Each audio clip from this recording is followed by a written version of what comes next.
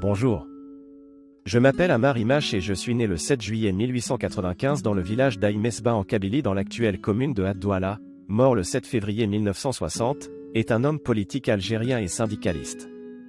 Vers l'âge de 8 ou 9 ans, j'ai entré à l'école primaire de Tagmou Kérouche, village de mes grands-parents maternels.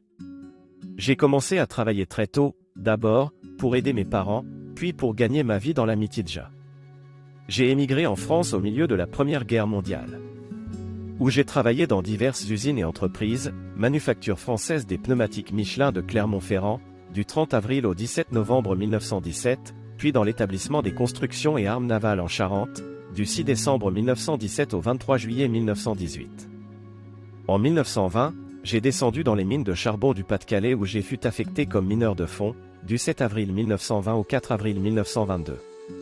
En 1924, la création d'un syndicat appelé le Congrès des ouvriers nord-africains de la région parisienne, par des travailleurs nord-africains en majorité kabyles, dans le but de défendre les droits des Algériens, Marocains et Tunisiens.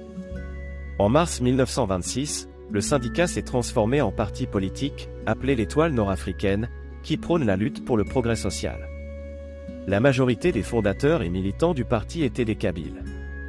Ils ont élu un arabophone, Messali Hadj, à la présidence du parti pour des raisons d'unification des rangs et de solidarité avec les pays arabes. Lors de l'Assemblée générale du 28 mai 1933, j'ai été élu secrétaire général de l'ENA et rédacteur en chef du journal El Oumma, organe du parti, Radjef Belkacem trésorier et Sid Gilani directeur du journal. J'ai été un fervent défenseur de la coutume berbère et croyais que les structures sociales, politiques et économiques berbères devaient être intégrées dans la lutte pour l'indépendance de l'Algérie. Cependant, cette position a suscité la méfiance des dirigeants du mouvement national qui était acquis à l'arabo-islamisme.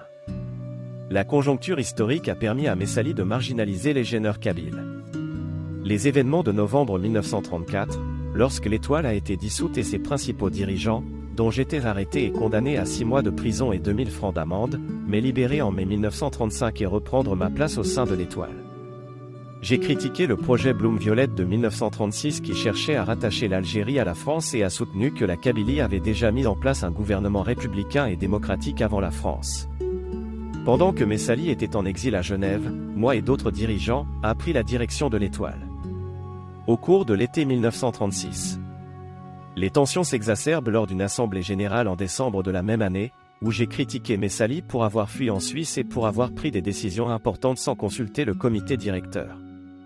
Une des divergences les plus importantes entre les deux concerne l'attitude à adopter envers le Front populaire espagnol, où Messali est prêt à envoyer des militants dans les brigades internationales, tandis que moi et Yayaoui prônent une offensive politique contre le Parti communiste français.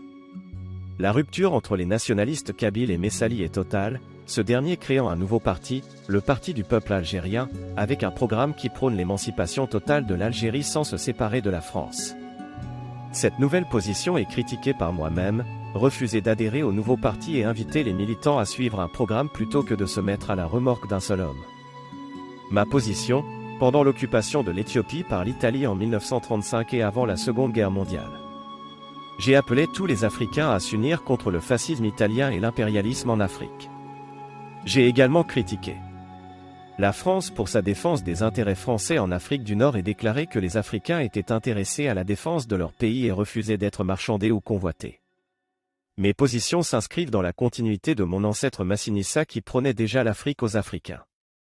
Un prisonnier politique algérien déporté en Allemagne dans les années 1940.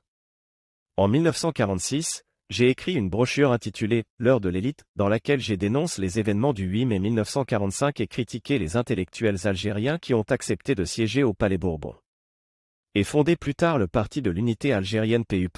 Avec Sid Gilani, qui vise à débattre de la religion musulmane et à combattre le fanatisme. Cependant, une série d'événements politiques internationaux conduit à la fin du parti. En 1947, j'ai rédigé une lettre d'adieu à mes compatriotes, dans laquelle j'ai appelé à l'union et à la fraternité, tout en mettant en garde contre la duperie et le culte de la personnalité. Cette mise en garde sera largement reprise par les opposants au sein du MTLD, le parti politique algérien.